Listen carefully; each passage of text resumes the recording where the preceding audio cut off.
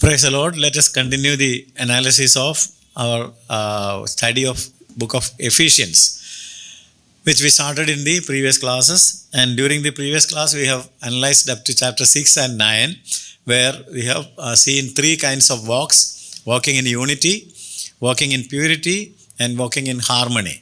Now, from this class onwards, we will be analyzing the last point that we have to take up in Ephesians, that is walking in victory. Chapter 6, 10 to 24 is the last part of the epistle, and that deals with how to walk in victory. So we have to always walk in victory because our Christ, our Lord Jesus Christ, is a victor. So as Jesus Christ is victor, we are supposed to lead a victorious Christian life. Now finally, once we come to the last part of the epistle to Ephesians, Paul reminds us that we are all in the army. We were reminded that we are in the church, and that is where we have to walk in unity. And we were reminded that we were in the world, and that is where we have to keep up our purity. And then he was reminding us that we are rearing children and working in companies, and that is where we were taught to keep up our harmony. And then finally he tells us that we are in the army. Christian life is not a playground. We have to remember that we are in a battleground. Christians are not in a playground, but they are in a battleground. But many a Christian thinks that Christianity and church going and things like this is a play, is a game. And that is why they sit and play in the church. And even, during the time of the Israelites, God complained that people were eating, sitting, and then coming up to play, So we are not supposed to be in the playground, but we are supposed to be in the battleground. And Paul reminds us that we are in the battleground and we face an enemy. We face an enemy. We have an enemy. And that enemy is stronger than you and me. A stronger enemy than us is there as our enemy. And this enemy, just because I have mentioned that this enemy is stronger, don't think that he is stronger than Jesus Christ. No, he is not stronger than Jesus Christ. I have to listen to what I have stated. He is stronger than you and me, but he is weaker than our Lord Jesus Christ. And if Christ is in you, he is bigger than the one that is in the world. And that's what John tells us in his epistle. But we have to remind ourselves that we have an enemy, and he is a strong enemy, and we are not in a playground, but we are in a battleground. And Paul, while he was writing these epistles, was very familiar with soldiers and equipments of war and military operations. And probably because he went into the jail and he acquainted himself with a lot of soldiers, and he himself was chained to a soldier while he was in the prison. And this is a prison epistle, isn't it? We are now learning prison epistles. And during his prison life, he was probably chained to another caretaker or another official, army official or a policeman, to keep vigil over this person. It is in that condition that he wrote these epistles. So soldiers, equipments of war, military illustrations, etc. were very live in the mind of Paul. And that is why he encourages us to lead a victorious life. Now, to understand the military illustration of Paul, you can note the following verses. In 2 Timothy chapter 2 and 3, 2 Timothy chapter 2 and 3, Paul wrote like this: endure hardness as a good soldier of Jesus Christ. Endure hardness as a good soldier of Jesus Christ. So we are supposed to be a soldier of Jesus Christ. Then 2 Timothy chapter 4 and 7. 2 Timothy 4 and 7 tells us that I have fought a good fight. I have fought a good fight. So a fight is pictured there. Then 1 Timothy 6 and 12. 1 Timothy 6 and 12. Fight the good fight of faith. See, fight the good fight of faith. 2 Corinthians 10 and 4. The weapons of our warfare are not carnal. So weapons of warfare. The weapons of our warfare are not carnal. So he talks about a fight. He talks about a soldier, he talks about weapons, talks about a warfare, etc. And once we come to Ephesians, which we are learning, and chapter 6, kindly look into chapter 6 and 12. We wrestle not against flesh and blood, but against principalities, powers, rulers of darkness of this world, and against spiritual wickedness in high places. So, we wrestle. Look at that word. So, endure hardness. We are a soldier of Jesus Christ. Then you have to fight a good fight. You have to fight a good fight of faith. Then we have weapons of warfare which are not carnal. Then we wrestle against flesh, not against blood and flesh and blood, but against principalities, powers, the rulers of darkness of this world, and against spiritual wickedness in high places. So in all these verses, we see the picture of a battle, picture of a war. And once you enter into a battle or into a war, why are you entering into a war? To be defeated? No, to be victorious. And that is why Paul tells us you have to be victorious and walk in victory. Now, once we think about all these enemies, we have three enemies. Basically, we have to understand that a Christian, I told you that a Christian has an enemy. And who is the enemy? Now, the enemy can be divided into three: the world, the flesh, and the devil. We have three enemies. One is the world, the second one is the flesh, and the third one is the devil. Now we have to get to know what is meant by the world, the flesh, and the devil. The world is not physical world or human world. We have a physical world around us, and we have a human world around us. Now, by the word, the world, what do you mean? It's not the world of human beings. It's not the world of physical situations around, but it is the system around us that is opposed to God, or the society apart from God. There is a society that we around us which is apart from, or which is not in favor of God. And we are fighting against it. The society is perverted, it is crooked, and it is in the midst of this perverted and crooked society, you have to be innocent people, you have to prove your holiness. So there is a wrestle, there is a fight in it. Then secondly, the flesh. The flesh means our old nature, our selfishness, the nature that we inherited from Adam. Can also be called the Adamic nature. We have the old nature of Adam in us, which is always bent towards sinning. Adam and the Adamic nature, the old nature, our selfishness always likes to sin, and we will be interested in sinning, So we have to fight against it, and we have to take victory over the flesh. Take victory over the world, take victory over your flesh. And then thirdly, we have the devil, devil or Satan, which is an evil force that is opposing God and divine activities. The devil or Satan is always opposing God and all kinds of divine activities. Now we have to overcome all these. And if you look at Jesus Christ, who is our model, Jesus Christ overcame all these three. And we are also supposed to overcome the world, and we are supposed to overcome the flesh, and we have to overcome the devil. But how? That question is there. But how? I'll very briefly put it in this way. How can you overcome the world? You can overcome the world by faith. 1 John chapter 5 and 4. Kindly read 1 John 5 and 4. The victory that overcometh the world is our faith. How can you overcome the world? You can overcome the world by your faith in God.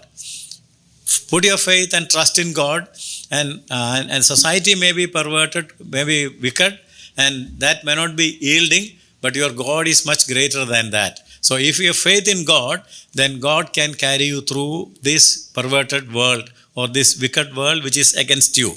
Now, I'm not explaining that too much, but catch this one word. By faith, you can win over the world. Then secondly, the second enemy is flesh. Now, how can you take victory over the flesh or the Adamic nature that is in you, or the selfishness that is in you? You have to flee from that. Kindly read 1 Timothy chapter 6 and 11, 1 Corinthians 6 and 18, etc. 1 Timothy 6 and 11 reads like this: O man of God, flee these things. Flee these things. And one of the things mentioned there is love of money, which is the root of all evil. Flee from love of money, which is the root of all evils. And 1 Corinthians 6 and 18 tells us, flee fornication. We have a desire to commit adultery, fornication, flee from that. Just like Joseph, ran away from the wife of Potiphar. Flee from there. Don't stay there. Don't continue there. Then 2 Timothy 2 and 22, Hebrews 12 and 1, then 1 Peter 2, 11, etc. 2 Timothy 2 and 22 reads like this. Flee from youthful lusts. You have all kinds of youthful lusts in you, and flee from lust. Flee from fornication. Flee from love of money. And 1 Peter 2:11, abstain from fleshly lusts which war against the soul.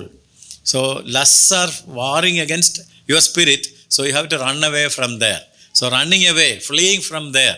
So one word that you have to remember is faith, to win over the world. And the second word that you remember is flee. To win over your old nature or flesh, you have to flee from all such desires. And thirdly, the third enemy is the devil, Satan. And to win over the Satan or devil, you have to fight. That is Ephesians 6 and 12.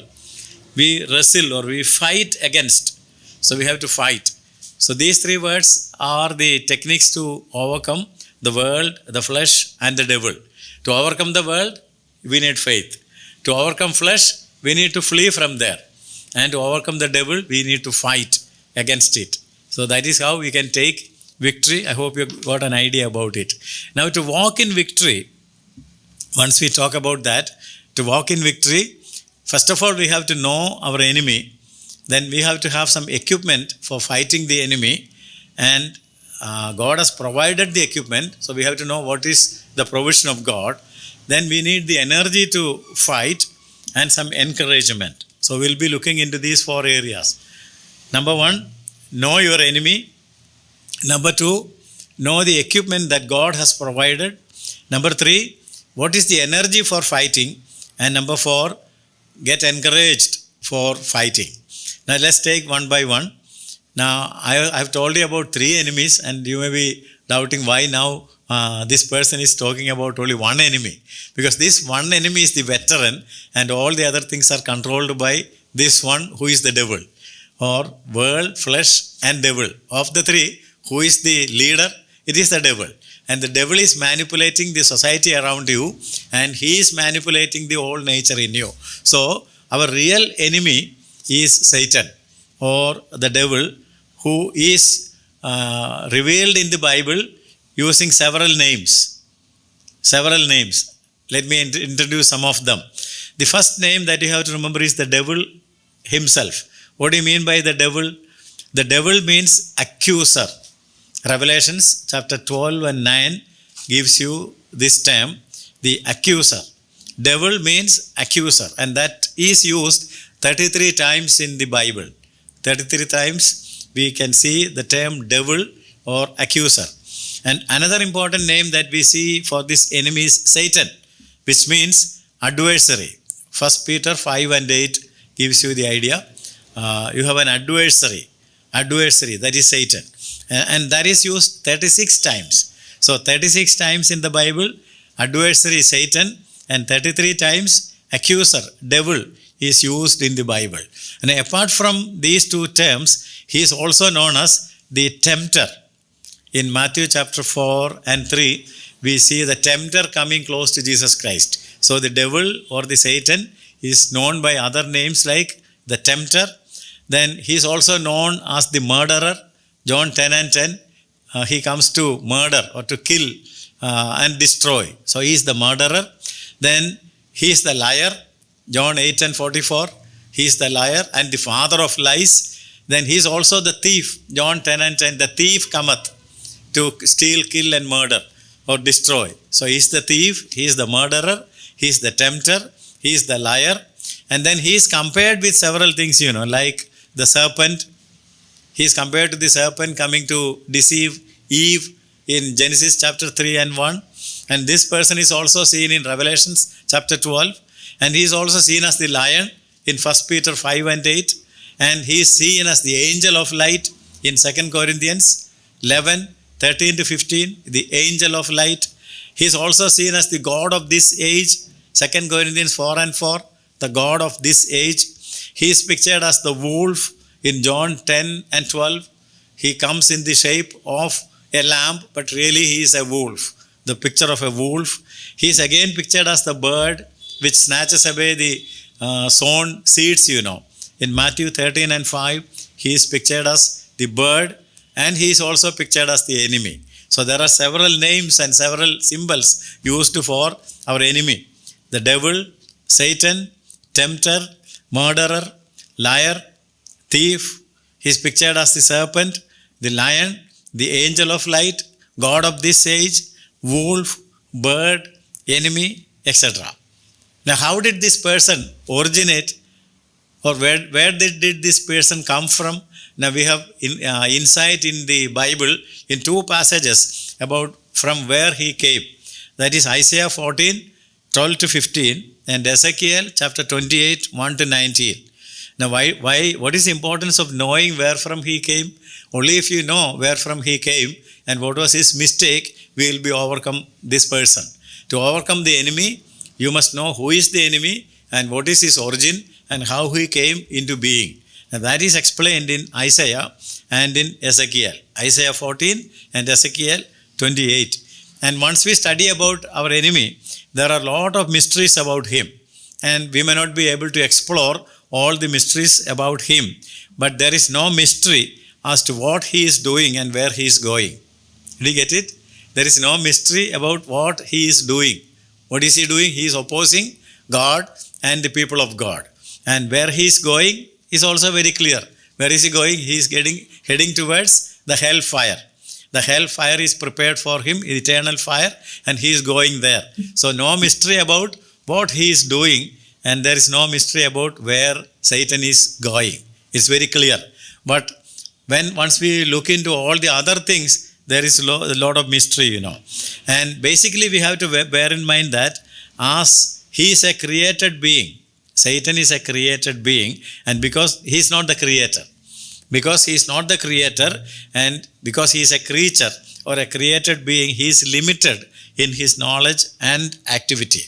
He is not an equal to God, Our God is omniscient, our God is omnipotent, our God is omnipresent, or our God knows everything, he is all powerful, and he is present everywhere.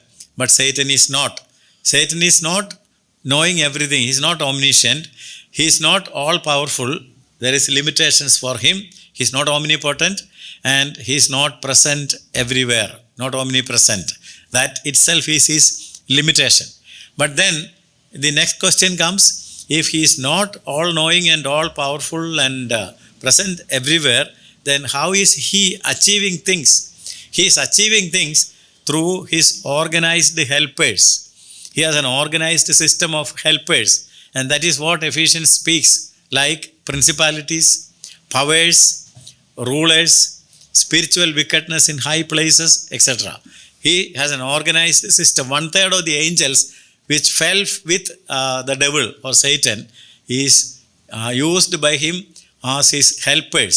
And using these helpers, he creates the impression that he knows everything, he is present everywhere, and he can do anything. But actually, he is not. He is limited in power just because he is a created being and not the creator. So he uses principalities, powers, rulers, and spiritual wickedness in high places to achieve his target. So we must be very, very, very much aware about the limitations of the enemy or Satan or devil. And we have to remember that a spiritual battle is going on, and we are part of it. A spiritual battle is going on, and you and me are part of it, and it is very, very vital to walk in victory. It's very important that we walk in victory, because there is an enemy trying to defeat you and bring you down. So see the importance of walking in victory. Now, our battle is not against human beings. Our battle is never against flesh and blood or human beings. Now, think for a moment. Very often we fight against human beings in the church, in the neighborhood, and everywhere we normally fight against flesh and blood or against human beings. But Paul very, very clearly tells us that our battle is not, our fight is not against X or Y in this world against flesh and blood, human beings, but it is against spiritual powers, spiritual wickedness. So fighting people means, what do you mean by fighting people? Wasting time. If you are fighting people, we are wasting our time, and you should not waste your time fighting against flesh and blood. 6 and 12, we wrestle not against flesh and blood or against people, but we wrestle against the evil forces behind those people. There are evil forces behind these flesh and blood or human beings. So we have to see the real power behind people and love every people. God is love, and God has poured love into your hearts. So don't hate and don't fight any human beings. But you have to see that there is powers and evil, wicked powers behind human beings, flesh and blood. We have to see those, and then we have to fight that. And then only you can walk in victory. So this is a basic knowledge about our enemy. I hope you followed that. And we have to continue this in the coming class also. Then only it will be crystal clear. Now we have an enemy who is manipulating everything in the world and in the flesh, and he is dominating over all these things. And we have to expose the enemy and defeat the enemy, and we are supposed to walk in victory. Because Jesus defeated all these enemies, and he was a victorious Lord, and he has given that victory to us. So we have to stand in victory and walk in victory. May God help you to lead a victorious Christian life. We'll continue this analysis in the coming class. Thank you for joining me. Till then, God be with you.